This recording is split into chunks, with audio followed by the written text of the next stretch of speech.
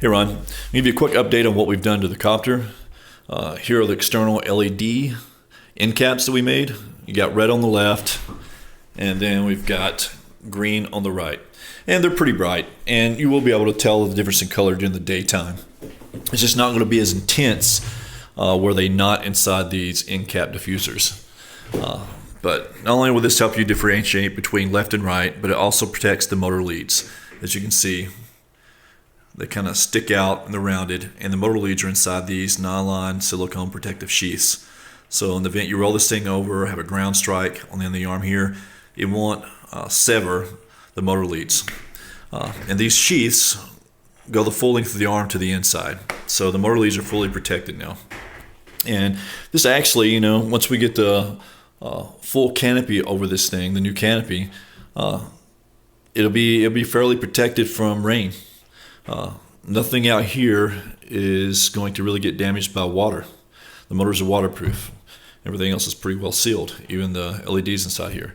And the wiring inside is all insulated. This is the strobe light. The intention was to put the strobe light on the inside top of the canopy here. If you want it on the inside top of the canopy, let me know. Otherwise, we'll just mount it to the outside here. Here's your external status USB. And again, your flight camera. Right now I have a 5.8 gigahertz video transmitter hooked up to it just for testing. I have you a brand new 1.2 gigahertz 800 milliwatt video transmitter that I want to mount to it before I take it out and fly it. It's going to mount to the leg here to keep it away from everything. Keep any noise from emanating from it affecting anything else. Let's see what else we got here. Also, we got rid of the GPS mast. Raising and lowering that GPS mast was causing compens issues.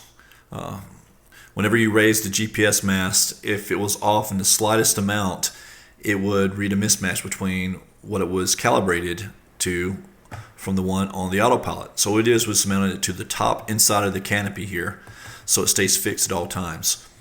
Because you have the external USB, there really is no reason to have to go inside to the autopilot anymore. But in the event you do, keep in mind there are a number of wires going from the flight controller to the top of this canopy here. So don't just jerk the top off.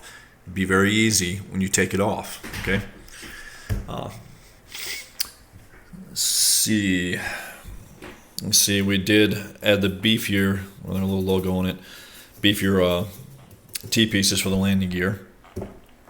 And this is our OSD display. So you can see everything's working.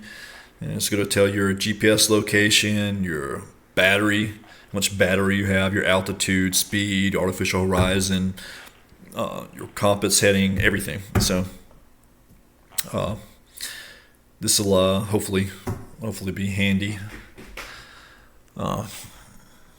Also, another change is the gimbal and the drop release mechanism are both going to be run independently of the main transmitter, or not the main transmitter, but it's going to be ran independently of the main RC receiver and the flight controller.